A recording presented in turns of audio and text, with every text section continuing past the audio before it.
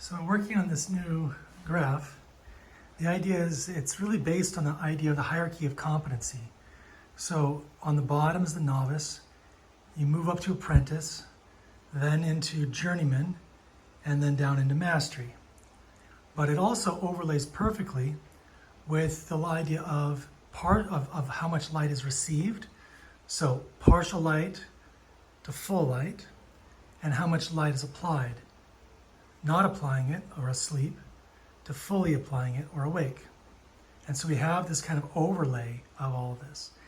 And so when we start looking at our bottom quadrant, this is where we start, is this is the unconvinced flock. These are people that have not studied to show themselves approved, and they need a message of waking up. They need the first angel to understand that there is a gospel message for them, the good news that Christ has died for their sins. And they can then open up this idea into then learning more about who is God and the gospel.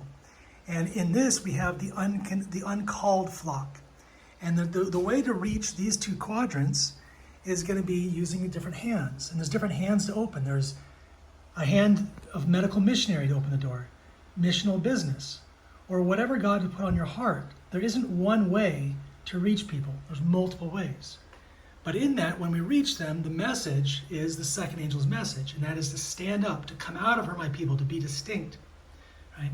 We then move into more light. So our light here, we're giving more light received. That's the seventh-day Sabbath message.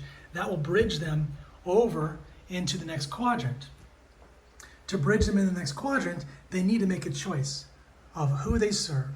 They need to make a choice ultimately of cleaning up, right? This is the third angel's message. They then move into this idea that they're now awake and gaining more and more light. In this state, this is where they apply the idea of true education. So it's to restore, to develop, and realize their entire calling. And that's done through the mind, the body, and the spirit by increasing those cylinders. They are then able to be a light bearer, because and we looked here, this is a message of watchman.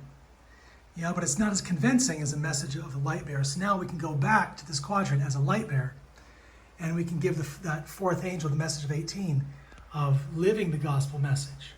And the entire purpose of all of this, right, is to prepare our people to stand, right? And that is to vindicate the Father's name, his law, his government. So as we kind of zoom out, though, people that get that message, many move into a state of formalism. They move into Laodicea, right? They're focused on works, or they're just focused on routine because they've mastered this. They've reached a state of mastery.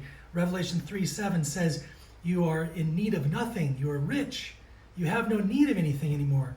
And you're Laodicea, and you're ultimately now asleep. But we can come out of this with a sense of advent urgency, understanding time is short, understanding that we have the power to hasten the Lord's return. And that will move us back into the top quadrant of being activated, full light, and being awakened.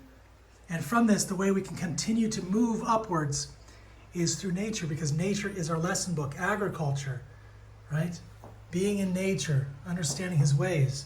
And so when we start looking at this, the country living moves us towards the quadrant, right? Healthy lifestyle moves us towards the quadrant.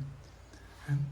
And so we start to see the bigger picture is our need is to move into journeyman and never move into mastery.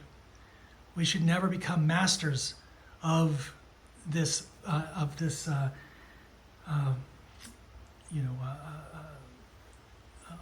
ourselves, right? This idea that we have to be constant learners, being journeymen, and striving to be part of the 144,000. So that's kind of what I see as the map, so to speak, of the hierarchy of competency and the journey overlaying the three angels' messages.